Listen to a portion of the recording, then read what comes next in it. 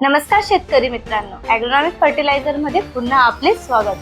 आजची ठळक बातमी. लहान रोपांसाठी रात्री थंडीपासून संरक्षणासाठी सॅकडा, प्लास्टिक, पॉलिथिन आणि उसाच्या पाचटाने याची हलके झाकण करावे. झाकण जमिनीला स्पर्श न करता रोपांभोवती ताणले जावे, जेणेकरून सकाळी ओलावा राहील आणि बुरशी होणार नाही.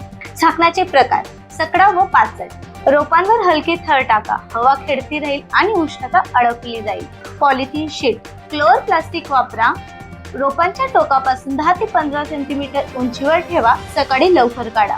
फ्लीस किंवा रो कव्हर उपलब्ध असल्यास हलके कपड्याचे कापड किंवा जाडी वापरा, जेणेकरून थंडी रोखेल पण आर्द्रता सोडेल.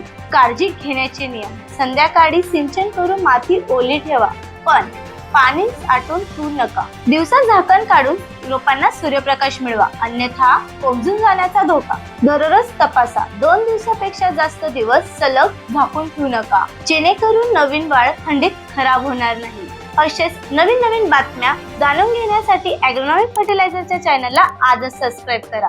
धन्यवाद.